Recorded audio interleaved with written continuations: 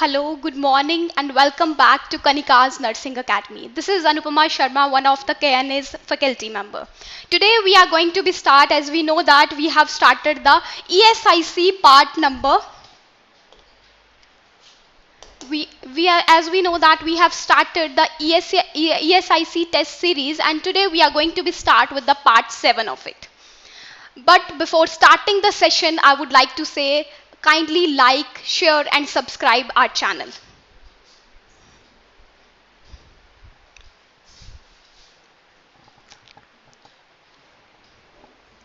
Okay.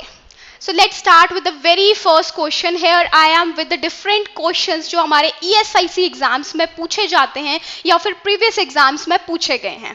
ठीक है? Let's start with the very first question. Okay.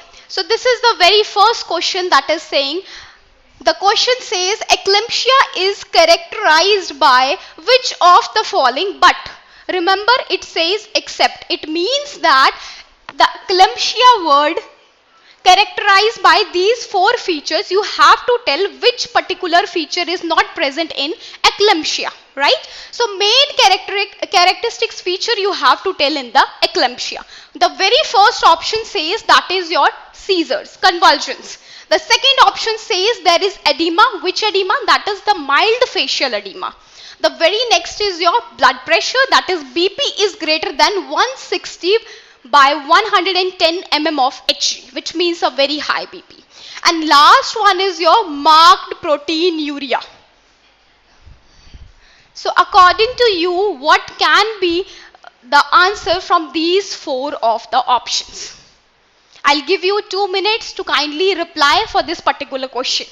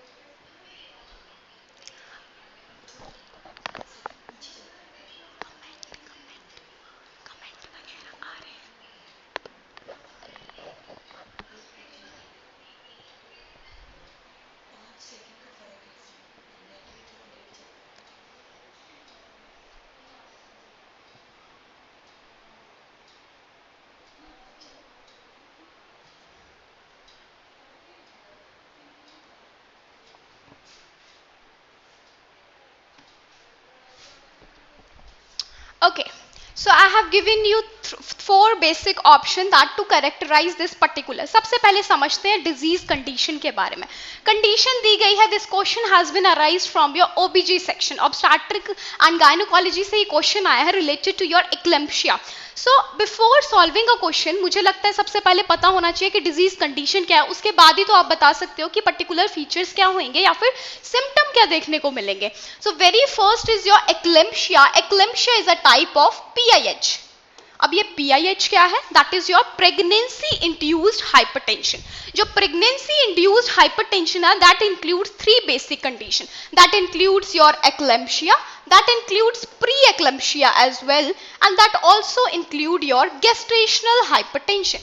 लेकिन यहाँ पे हमारा बेसिक पर्पस या बेसिक जो क्वेश्चन पूछा गया है वो एक्लेम्शिया से रिलेटेड पूछा गया. तो एक चीज हमेशा याद रखनी है, ये जो एक्लेम्शिया वर्ड है that has been arised as a complication of your pre eclampsia.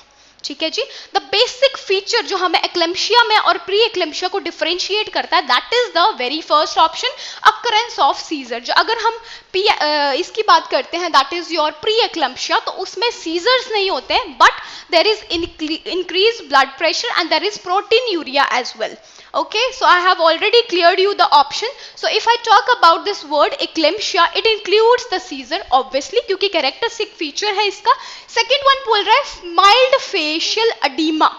तो फेशियल एडिमा होगा या फिर नहीं होगा। नेक्स्ट ऑप्शन की बात करते हैं। हमने बोला it is pregnancy induced hypertension, it means that this particular option will be there will be high blood pressure, that will be how much, that is 160 by 110 mm of Hg will be there. The last option is your marked proteinuria, that is there will be protein in the urine. ठीक है, this is also the clinical feature of eclampsia. It means that your option B is the one that is not included in your eclampsia. It means that eclampsia is characterized by seizures, second one is high blood pressure, and the third one is your marked proteinuria. Now one more question arises here. There is presence of this particular edema, but the thing is that oedema जो है आपका, that is your fluid filled जब हो जाता है, swelling देखने को मिलता है because of this fluid filled, this oedema is present in this eclampsia. लेकिन कौन सा अडीमा प्रेजेंट होता है, दैट इज इंपॉर्टेंट. यहाँ पे बोला गया है माइल्ड फेशियल अडीमा, लेकिन अगर हम बात करें प्रेगनेंसी इंड्यूस्ड हाइपरटेंशन की, तो उस केस में हमें जो अडीमा देखने को मिलता है that is your pedal oedema. अब पूछेंगे आपकी पेडल एडीमा क्या होता है. So that kind of oedema in which there is swelling in the lower extremity, specially जो आपके फीट हैं वहां पे आपको बेसिकली स्वेलिंग देखने को मिलेगा. There can be pedal edema and there can be pitting edema also present in this particular case, that is your eclampsia. So I hope the answer is basically clear to you. That is your very first question. Eclampsia characterization पूछा गया है. So इस particular type के question basically arise हो जाते हैं. The answer is your mild facial edema is not a particular characteristics. But अगर हम बात करते हैं eclampsia की, तो कौन सी condition या कौन से characteristics इसमें present होंगे, that is your hypertension along with your seizures and some combination of proteinuria plus oedema. लेकिन कौन सा oedema, that is your pedal या फिर आप बोल सकते हैं पिटिंग एडीमा. ठीक है, this is the very first question that is arised in your ESIC and this question was basically asked in the last previous ESIC question papers. Okay,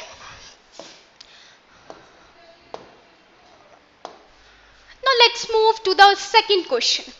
Now this second question, it is a very simple question. What it says that when a pulse rate is irregular, notice करना जो आपका pulse rate है वो यहाँ पे कह रहा है वो इरेगुलर हो गया है. So it is best to count for a nurse what will be the bestest intervention. So what she has to count, what is the best particular pulse जो उसको उस टाइम पे काउंट करनी है.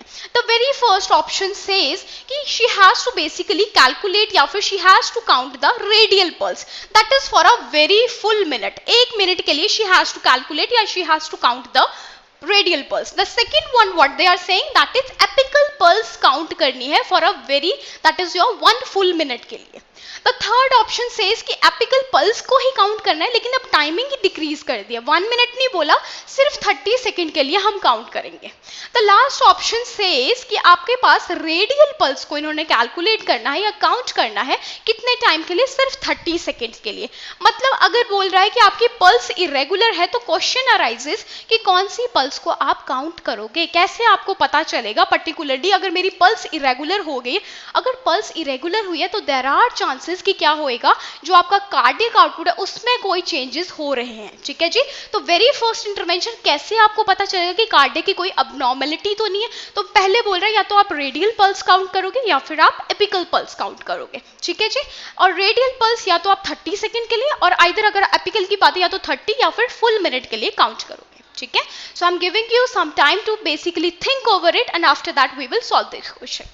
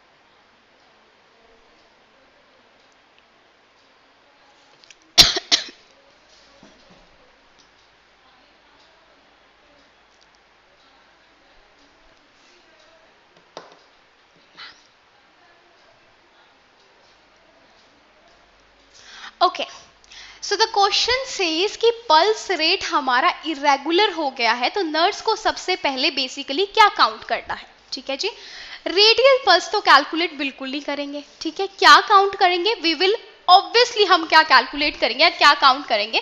एपिकल पल्स को count करते हैं, ठीक है जी। But the question arises here कि 30 सेकेंड के लिए करेंगे या फिर फुल मिनट के लिए करेंगे। The answer is your B option, that is your for a very full minute, पूरे 1 मिनट के लिए आप काउंट करोगे जो पेशेंट की एपिकल पल्स है। क्यों? क्योंकि अगर आपकी जो पल्स रेट है वो बेसिकली इरेगुलर हो गई है, तो देयर मे बी चांसेस कि जो आपके पास पेशेंट है उसको कार्डियक रिलेटेड कोई अबनॉर्मलिटी हो सकती है। पल्स इरेगुलर स्पेशली किस केस में देखा जाता है? हार्ट कंडीशन में, दैट इज योर अरिथमियाज, ठीक है जी। जो आपके अरिथमियाज हैं, जैसे कि आपके पास वेंट्रिकुलर फिब्रिलेशन है, वेंट्रिकुलर टेकिकार्डिया है, इन दैट पर्टिकुलर केस हमको देखने को मिलता है that is your cardiac abnormality. So in that particular case, क्योंकि आपकी जो एपिकल पल्स है वो प्रॉपरली आपको जितना भी आपके पास कार्डियक कंडीशन हार्ट की या पर्टिकुलर आउटपुट कार्डियक वो चल रही है उसके बारे में आपको इंडिकेट करती है। तो obviously which pulse you will calculate, that is your apical pulse for a very full minute, ठीक है जी। This will be the answer of the second question, that is you have to calculate the apical pulse for a very full minute. Okay, the answer is your apical pulse for a very full minute, because if the pulse is basically irregular, the nurse must basically assess the apical pulse and the sound diagnosis, assuming that the patient may be in the life-threatening condition, right? So, apical pulse is the bestest side जो हमको कहाँ पे देखने को मिलती है, that is on the left side of the chest. So this was your second question that is related to your apical pulse. Very simple question, but these kind of questions sometimes confuses us. ठीक है जी, so बहुत intellect लगा के अपना basically इन questions को हमने solve करना है, ठीक है।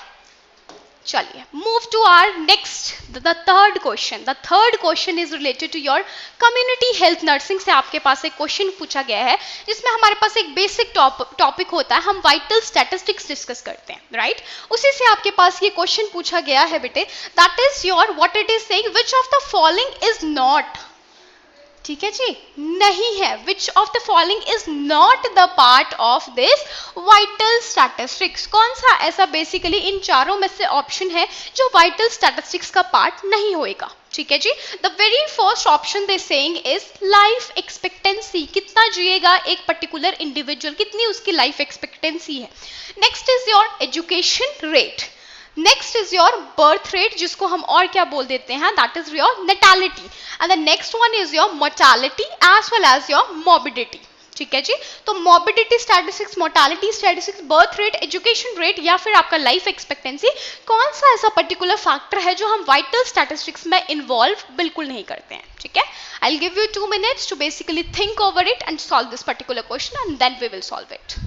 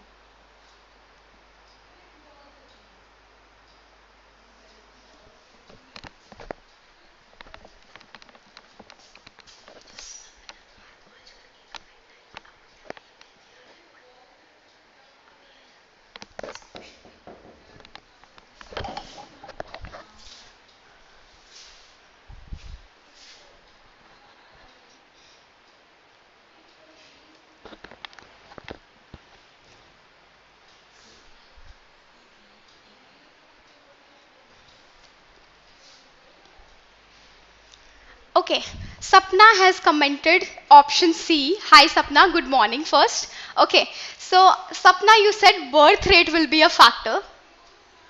So but I want to tell you it is not birth rate actually. चलो we will solve it how birth rate क्यों नहीं है बेसिकली. तो बेसिकली स्टार्ट करते हैं. जैसे मैंने पहले बोला क्वेश्चन पहले क्लियर होगा तभी आंसर दे पाओगे, राइट. सो वेरी फर्स्ट हम बात कर रहे हैं किसकी, वाइटल स्टैटिस्टिक्स की. ठीक है, बोला which is not the part. पहले पता तो हो कि वाइटल स्टैटिस्टिक्स होता क्या है.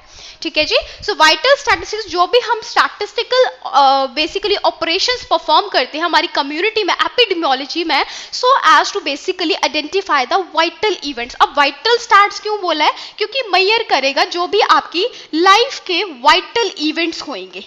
ठीक है जी. अब वाइटल इवेंट्स में क्या क्या आता है, आपका birth rate, that you are saying birth rate it is a vital event. ठीक है जी. देन आपके पास आपका मॉर्बिडिटी रेट हो गया, जो आपका डिजीज रेट है, मतलब this particular option that is your morbidity, as well as आपका जो डेथ रेट है दैट इज योर मोर्टालिटी. ठीक है, that is also very very important. Then आपके पास बात करते हैं life expectancy, that is also included in this particular vital statistics. तो ऑब्वियसली आपके पास क्लियर है कि option A will be it is included in vital statistics. अगर मैं बात करूंगी that is option B.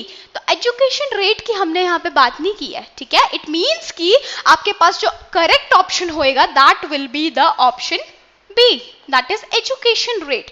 This education rate is automatically, education rate हमारे पास इंपॉर्टेंट है, लेकिन वाइटल स्टैटिस्टिक्स का ये पार्ट नहीं है, क्योंकि वाइटल स्टैटिस्टिक्स में हम क्या मेजर करते हैं, जो हमारे वाइटल इवेंट्स होते हैं. अब वाइटल इवेंट्स हमारे पास क्या क्या है, that is your life expectancy, जो आपके पास बर्थ रेट है जिसको हम नेटैलिटी भी बोलते हैं. देन आपके पास mortality rate which is also called as your death rate, and the last one is your morbidity statistics, मतलब जो आपके पास डिजीज रेट है. So these are some kind of factors. तो option will be the right option will be basically your B, that is your education rate is not the part. Okay, so I hope this particular question is basically clear to you. Just a minute.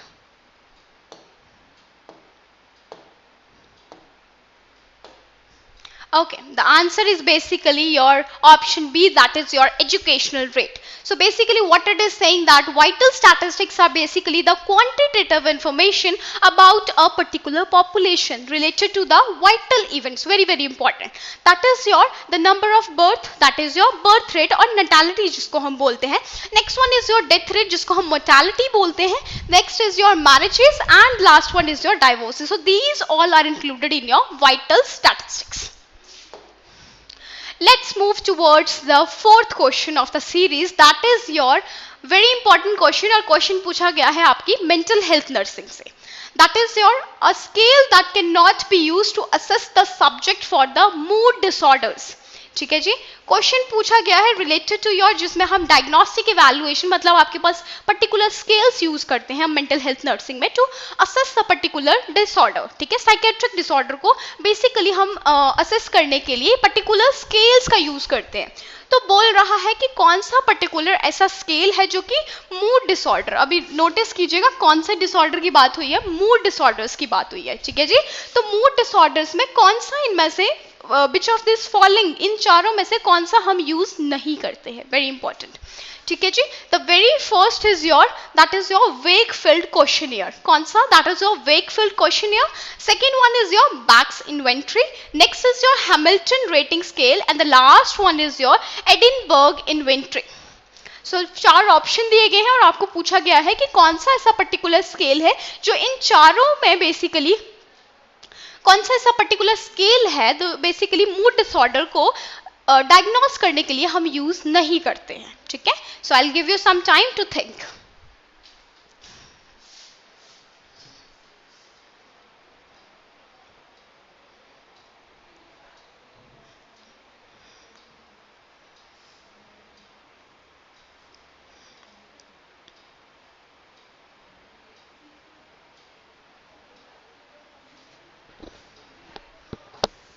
Okay, Rahul Meena is here. Good morning.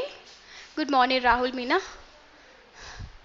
चलो, I want कि सब जो भी basically live में involve हो रहा है please साथ साथ में पार्टिसिपेट कीजिए. जो आपको टाइम मिल रहा है उस टाइम बिंग में आप क्वेश्चन सॉल्व कीजिए. Give me the answers. ठीक है, what according to you will be the answer and then we will साथ में हम उस क्वेश्चन को सॉल्व करेंगे. ठीक है.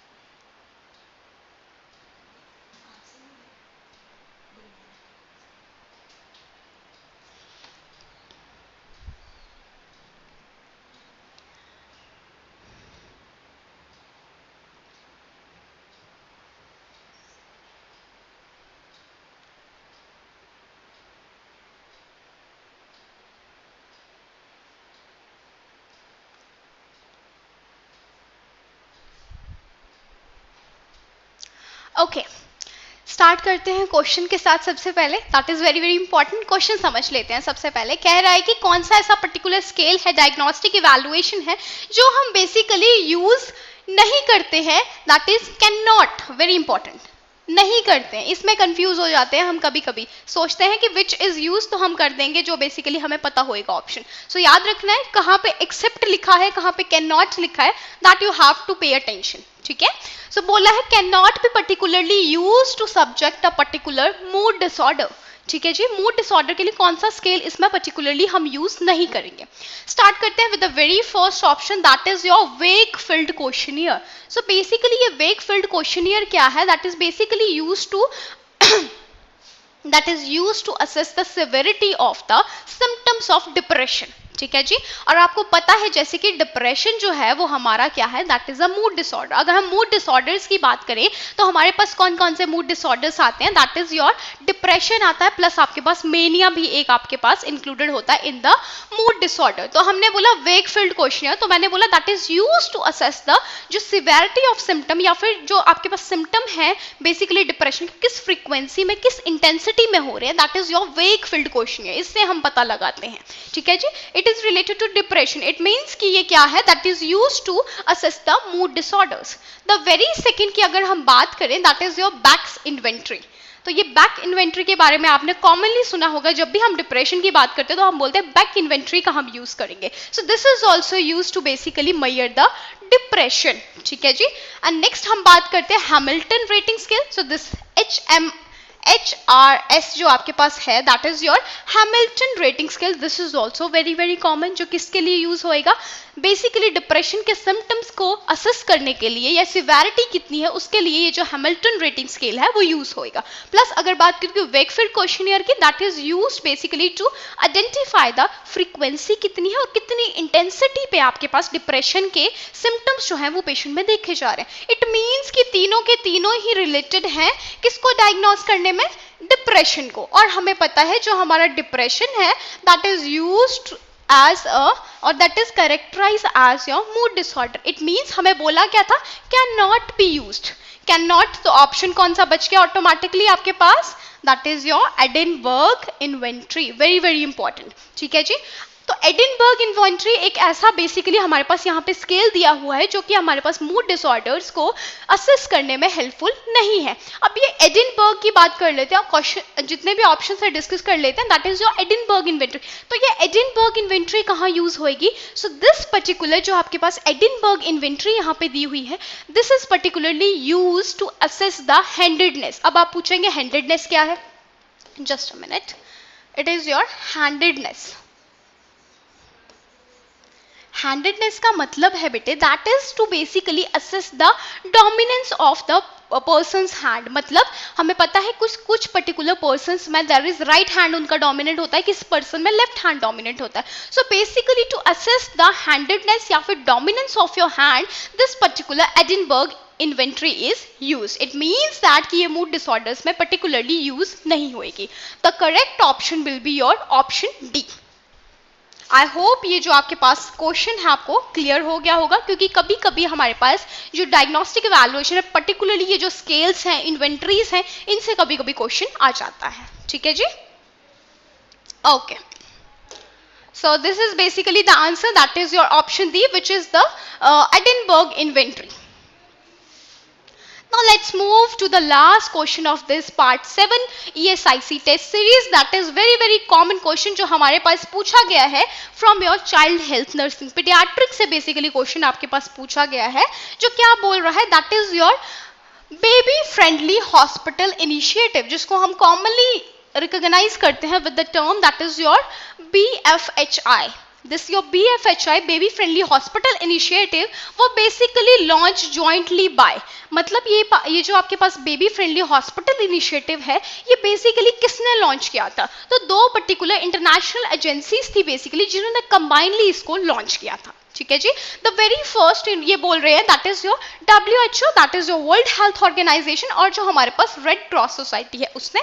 The second one they are saying is WHO World health Organisation plus आपके पास जो FAO है that is your Food and Agricultural Organisation. Next is your आपके पास यूनिसेफ की बात हुई है, and last one is your WHO, मतलब यूनिसेफ और WHO ने साथ में किया है। The last is your UNICEF and your FAO, that is your Food and Agriculture Organization. And if I talk about this UNICEF, that is your United Nations International Children Emergency Fund. So what according to you will be the answer कि जो BFHI है ये इनमें से, इन चार option में से कौन सी दो ऑर्गेनाइजेशन है जिन्होंने इसको मिलकर बनाया है? ठीक है जी। So I'll give you some time to basically think and solve this question.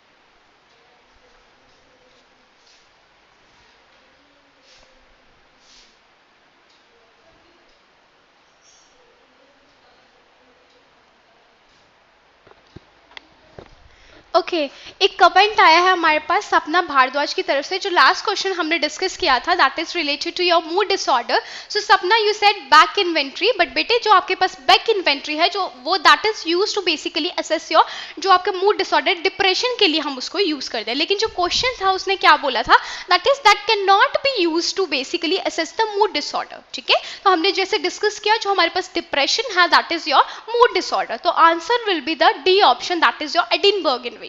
So I hope this question is clear to you.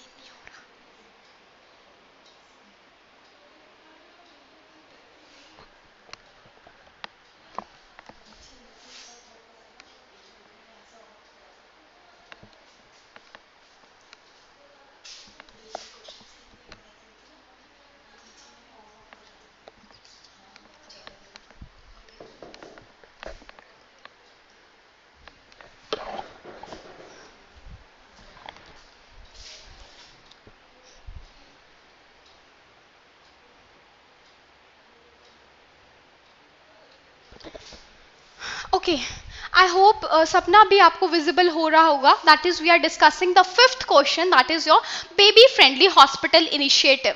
तो आपका जो BFHI है that is your baby friendly hospital initiative कहा गया है कब, बेसिकली नॉट कब, basically किसने पर्टिकुलरली, कौन सी दो इंटरनेशनल एजेंसी थी जो मिलकर इन्होंने बेसिकली इस BFHI को लॉन्च किया है। द वेरी फर्स्ट ऑप्शन से अगर हम स्टार्ट करें दैट इज योर WHO और रेड क्रॉस।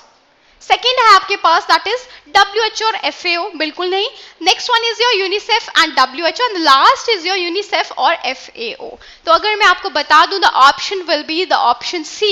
ये जो आपके पास बेबी फ्रेंडली हॉस्पिटल इनिशिएटिव था वो कोलैबोरेटली स्टार्ट किया गया था बाय योर WHO एंड जो आपके पास इंटरनेशनल हेल्थ एजेंसी है basically that is your UNICEF, that is world health organization, as well as आपके पास united nation international child emergency जो फंड है, इन दोनों ने मिलकर बेसिकली लॉन्च किया था आपके पास क्या, BFHI। Very very important from paediatrics point of view, competitive में इससे क्वेश्चन पूछे जाते हैं BFHI से। एक और चीज यहाँ पे याद रखेंगे दैट इज ये जो आपके पास बेबी फ्रेंडली हॉस्पिटल इनिशिएटिव है कब आया था, so it came in the particular year of 1991, very important।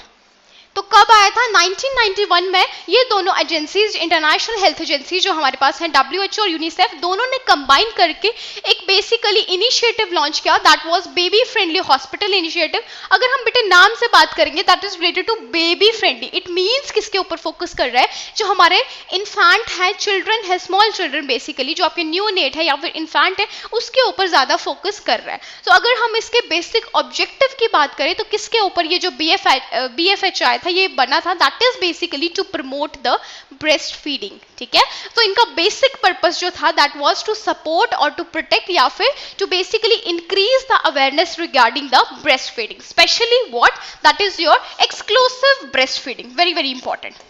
ठीक है, so basically what this BFHI has done, this has launch about 10 particular points इन्होंने दिए थे related to your breast feeding, कि किस पर्टिकुलर बेसिकली टाइम पे हमें breast feeding initiate कर देना, that is half an hour after the delivery we have to basically initiate the breast feeding. And और चीजें क्या बताई, that is exclusive breast feeding के बारे में बताया, दैट इज अगर आपको ब्रेस्ट फीडिंग बेसिकली इनिशिएट करना है तो कितने महीने तक, that is up to 6 months, basically up to 6 month basically सिर्फ we have to give the breastfeeding, जो मदर का मिल्क है that has to be given to the जो आपके पास infant है, and after that we can basically start the weaning diet। ठीक है, but up to those 6 month हमें basically जो आपके पास बेबी है उसको कोई भी अदर सप्लीमेंट जो आपके पास वाटर है या फिर जो कॉम्प्लीमेंट्री डाइट्स होती हैं जो हम दे देते हैं, we don't have to give। so this was initiated by WHO and UNICEF। तो क्वेश्चन इज क्लियर, आपके पास ऑप्शन जो करेक्ट हो जाएगा that will be your option C, that is your WHO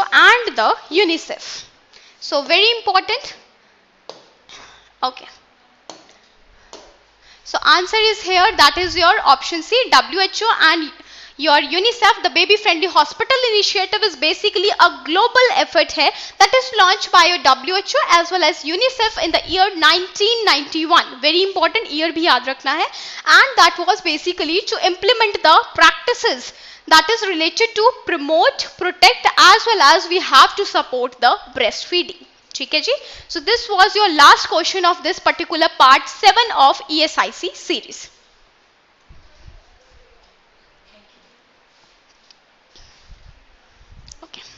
so this was all about, आज हमने discuss किए basically जो basic 5 हमारे पास इंपॉर्टेंट क्वेश्चंस थे। आई होप आपको ये क्वेश्चंस अच्छे लगे हों, और basically these questions are very very helpful in your जो आपके पास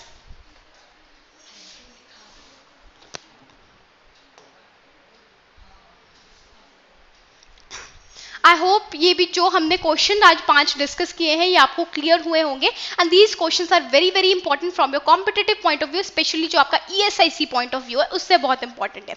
okay, so this is all from my side, and I again request you to kindly share, subscribe and like our channel. This is all from my side, and we will meet tomorrow. Thank you so much.